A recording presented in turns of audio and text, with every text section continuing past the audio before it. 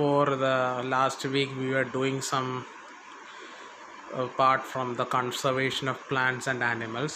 So this time we will move to another chapter which is little bit easy also, which is called as reproduction in animals. So you don't want to study everything in a very depth manner, but you have to understand the basic things inside the reproduction. So why this reproduction is important? What are the organs that play a major role? So what is the importance of reproduction is, if the reproduction is not there, the human species will be extinct from the face of earth. Not only the human species, any organism that is present on the surface of this earth will undergo some type of reproduction, whether it will be a sexual reproduction or an asexual reproduction. Where sexual reproduction means gametes plays a major role. Asexual reproduction, there will be no gametes will be formed. So humans, almost all the animals that we are seeing now, they are undergoing sexual reproduction. Most of them, with few exceptional cases are like Chromado dragon and other things there are there.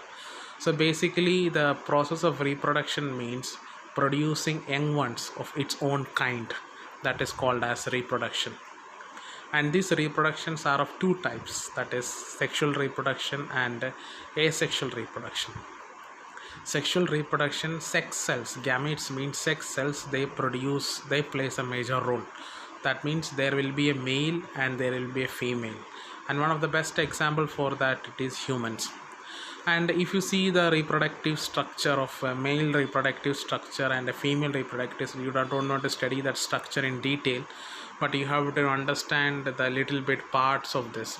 So if you are seeing this male reproductive system, you can see the testis is the area where the sperms are produced, and the produced sperms will be stored in just above the testis you can see a bulged area which is known as the epididymis, and through the epididymis the sperm will eject out through the penis, which is called as a sperm duct. And human sperm or sperma means seed. That is a word from the word the sperm originated. Human sperm will be having a head, a middle piece and a tail. Head is to fuse the egg cell, and the middle piece will be having mitochondria, so that the sperm will get the energy, and that energy will be given to the tail, and the sperm will swim through the female reproductive system and reach to the fallopian tubules for the fertilization process.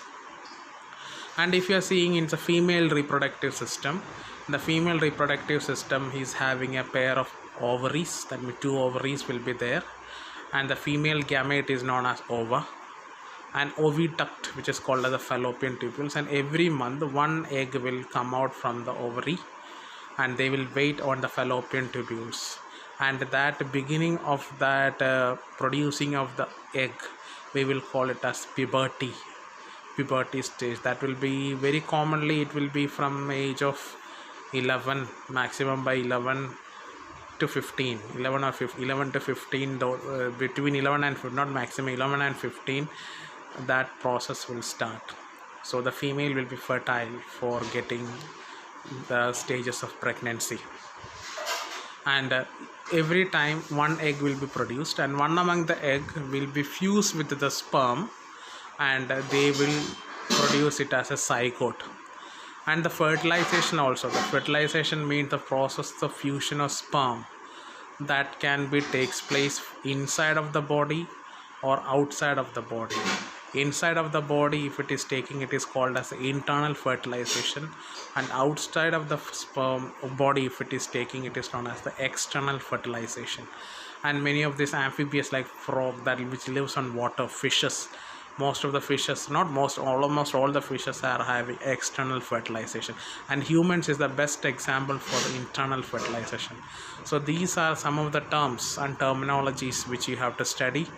Please go through these notes. If there is any doubt, please put your questions, or just, many of you are having my number, so just send a question through WhatsApp, so I will clarify your doubt. Thank you.